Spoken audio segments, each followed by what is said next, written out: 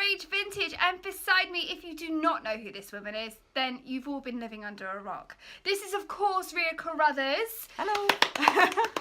Bow. We all bow. Oh, bow, don't be silly. So I managed to get Ria down because, well, we're actually friends, so she came down for the weekend to hang with me and obviously have a mooch around the sale because Absolutely. there's a lot. And I thought it would be great because I know I'm obsessed with this woman. So I know a lot of you guys are obsessed with this woman, and this is the opportunity for me to show you guys how amazing this woman is. Oh, you flatter me, Don. I know, but I have to because if you do not follow Ria on Instagram, ding, go follow her because her Instagram posts are amazing. The way that you put like outfits together, and she doesn't post like every day. It's not like an everyday affair. I haven't got time. Well, no one's got time except for me.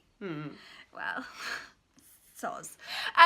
But her Instagram posts, the outfits that you put together are absolutely amazing, and I know a lot of women look to you and go, wow, that's just amazing. It's so weird though to think that people are looking at me. I mean, it's great to think that people are inspired by the way I put things together because I actually love it. I just love it. I do it for myself because it gives me so much joy. Like, what I want to do is I want to touch back on like how you got started wearing vintage because obviously social media boomed and everyone started showing outfits, and there's women that just started wearing it for Instagram. But you have been into vintage for how long?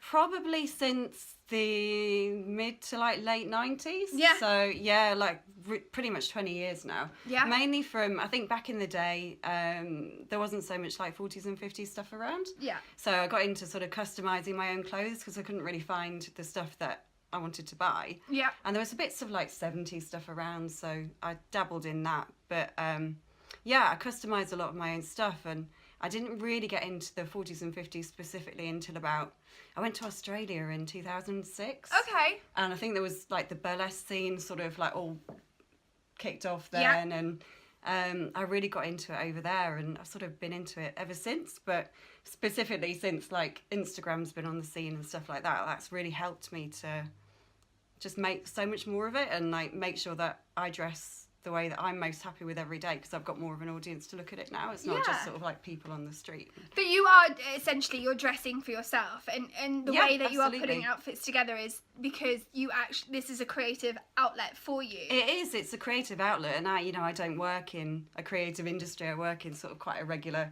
office job, so it's the one thing that I can do for myself to make sure that I feed that sort of creative need that I've always had. So. And now I know a lot of women are going to want to know what's your name, like your proper name, if Ria is your real name. Yeah. Because a lot of women on Instagram, I found out the other day, I was calling this girl a name and that wasn't even her real name. And I was like, So people are going to want to know, what's your name? Is it Ria? It is. It is Ria? Yeah. I don't have a pseudonym. It's just me. Yeah, Ria Carruthers. That's and then a lady should never say her age, but we'll just guesstimate sort of 20s to 30s? 30s maybe to 40s? a bit more than that. Yeah. Been around quite a while. She doesn't look like she has been around, that's for sure. You're block lad. But what do you do as a day job? So basically I work for a website for doctors, so I educate doctors for a living. Okay. Using online education, so it's very different. Yeah. Creative in some sense, but not creative at all in the fashion sense. So yeah. Was there something that you inspired, like what did you go to uni for? I did psychology.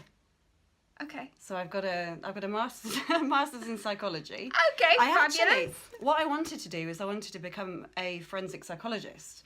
Okay. So that's what I was going to do after uni, but the master's was just too expensive. Yeah. So I went travelling, faffed around for a bit, and moved down to, I live in Oxford now. So. Yeah, I was going to say, now you live in Oxford. Yeah.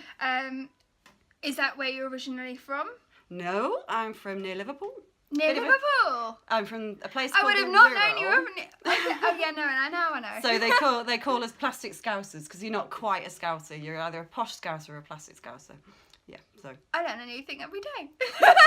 Exactly. And what essentially, obviously, you said that customization got you into wearing vintage, but was there a particular film or a particular sort of moment where you were like, okay, that I'm really into? No. No? I don't think it ever has been. I think it's always come from within. It's never. I mean, obviously now, like I've got much more into the old Hollywood films, and Yeah.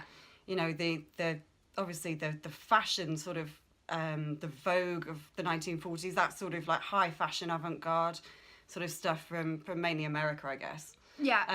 I'm very inspired by that now, but it didn't really start anywhere. It's just I think I felt just a need to change things and refine things and make things a bit more Original suited to you. me. Yeah, exactly. And that's the whole big thing about vintage, which is brilliant.